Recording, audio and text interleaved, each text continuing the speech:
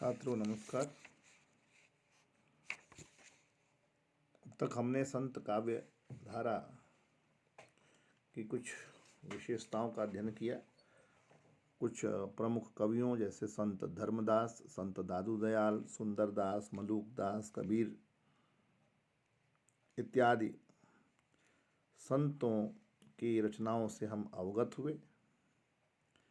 संत धर्मदास कबीर के शिष्य थे। कबीर पर इन पर बड़ी कृपा थी। कबीर की वाणी का संकलन कहते हैं कि धर्मदास ने किया था। कबीर के शिष्य होने के कारण इनकी रचनाओं में उन्हीं विचारों का प्रतिपादन है जिसका इनके गुरु यानी कबीर साहब ने प्रतिपादन किया था। वे धर्म के कर्मकांडी और पाखंडी रूप की तीव्र भर्त्सना करते हैं। इनकी काव्य भाषा पूर्वी हिंदी है। दादू दयाल का संत काव्य धारा में कबीर के बाद जो सबसे चर्चित नाम है, महत्वपूर्ण नाम है, वो दादू जी का है, संत दादू का है। दादू दयाल की शिष्य परंपरा बहुत समृद्ध थी और उनका जनता में बड़ा प्रभाव व्यापक था। सूफी मत से प्रभावित थे। इनकी रचनाओं में आत्मा परमात्मा के प्रेम का बड़ा हृदय स्पर्शी वर्णन मिलता है।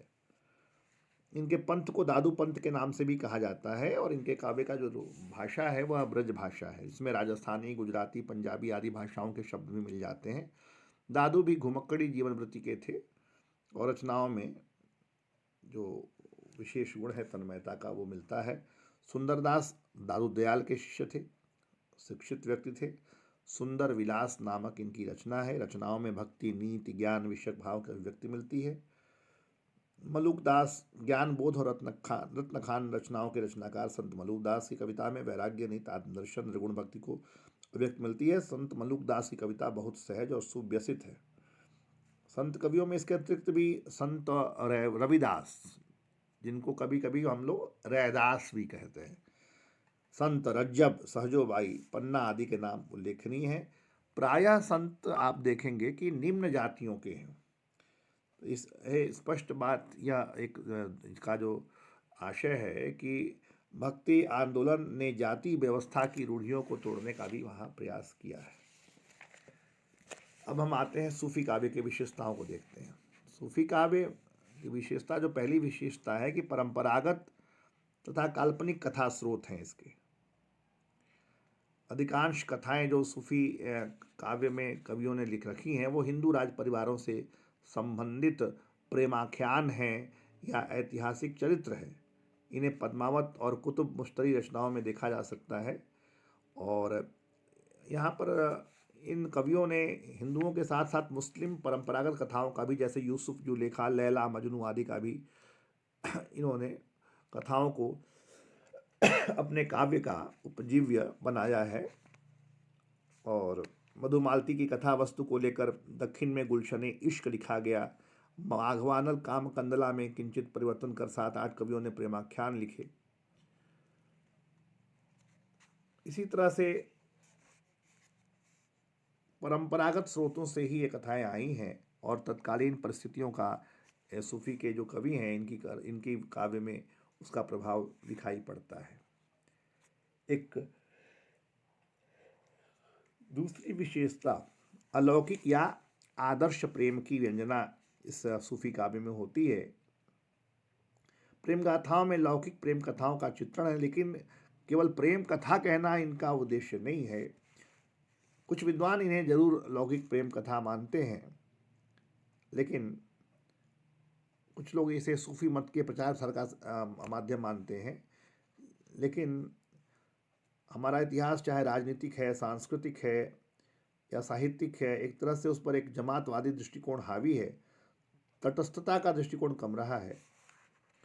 प्रेमाख्यान काव्य को लेकर भी हिंदी साहित्य के इतिहास में अलग अलग ढंग से विश्लेषण किया जाता रहा है। कुछ लोग इसे पूरी तरह सूफी मानते हैं तो कुछ लोग पूरी तरह से भारतीय मानते हैं, जबकि असलियत है कि प्रेमाख्यान भारतीय और सूफी दोनों के सम्मिलित प्रभाव में लिखे गए हैं। दोनों दर्शन में अलौकिक तथा आदर्श प्रेम प्रतिपादन की लंबी परंपरा रही है।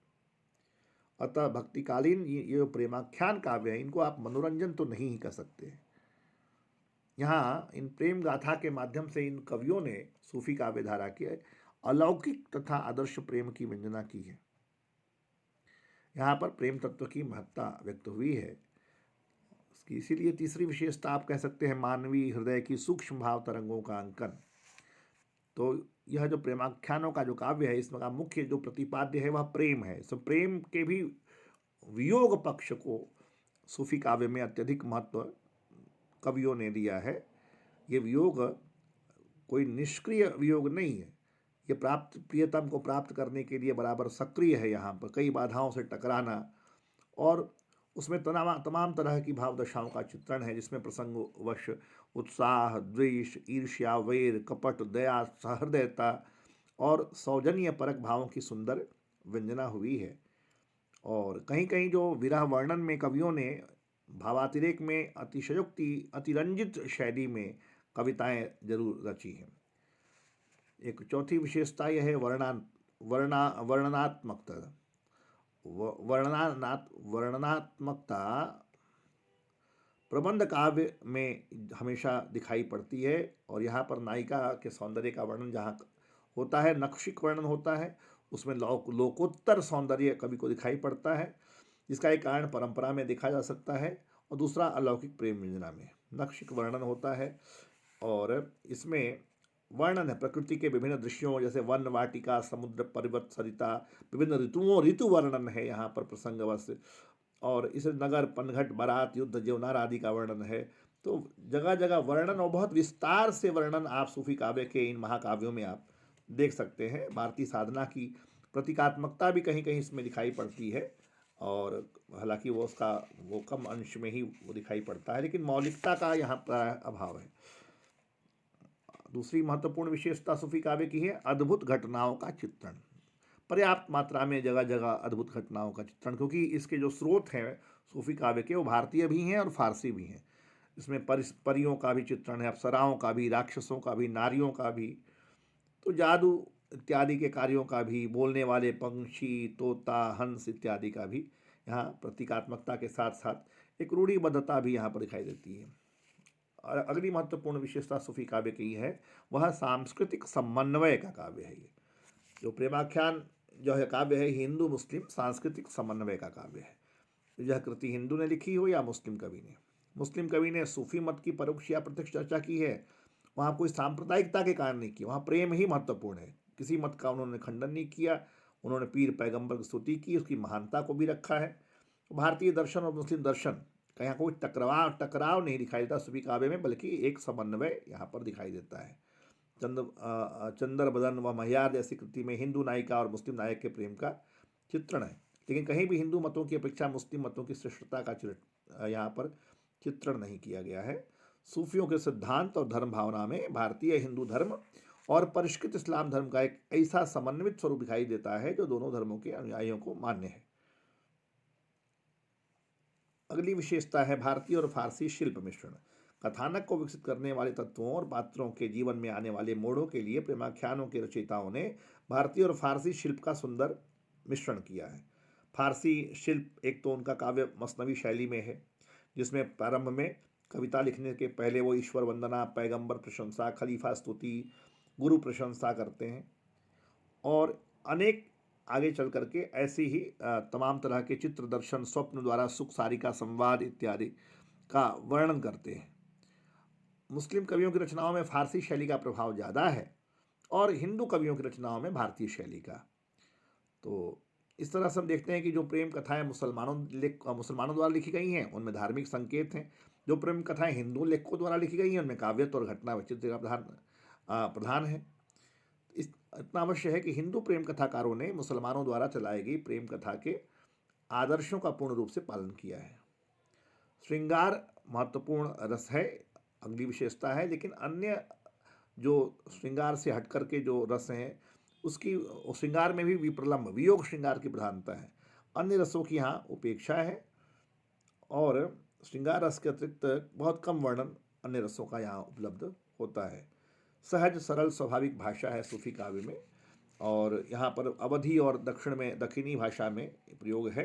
अवधि भाषा में प्रेमाख्यान जो काव्य लिखे गए उनमें राजस्थानी, भोजपुरी, ब्रजभाषा का प्रभाव है। और जैसे नूर मोहम्मद की कविता में कहीं कहीं हम देखते हैं कि ब्रजभाषा का प्रभाव है। उस्मान नसीर की काव्य भाषा में भोजपुरी का प्रभाव है। तो प्रेम काव्य के कवियों ने भाषा का जो रूप है वो यथा तथ्य स्वरूप कविता में रखा है। और इस तरह से हम देखते हैं कि अवधी, दक्षिणी और अब ब्रजी का भी प्रयोग यहाँ पर कहीं कहीं दिखाई पड़ता है। और जो 10वीं विशेषता है वह है छंद और अलंकार विधान। सूफी जो काव्य है अधिकांशतः अवधि धारा का जो दोहा चौपाई छंद है इसी में ज़्यादातर काव्य रचा गया है। और हालांकि छोटे मोटे सवैये, बरवे इत्यादि के भी प्रयोग कवियों ने किए हैं, लेकिन बहुधा कवियों ने प्रचलित परंपरा का ही प्रयोग किया है और जिस पर फारसियत का जहाँ ज़्यादा प्रभाव है। और यही कारण है कि यहाँ पर तमाम जो विशेषताओं के अतिरिक्त भी रहस्यानुभूति के व्यक्ति, निर्गुण ईश्वर में आस्था, मुक्तक शैली में ढला हुआ जो चरित्र चित्रण है वो जगह जगह हमें दिखलाई पड़ता है। धन्यवाद।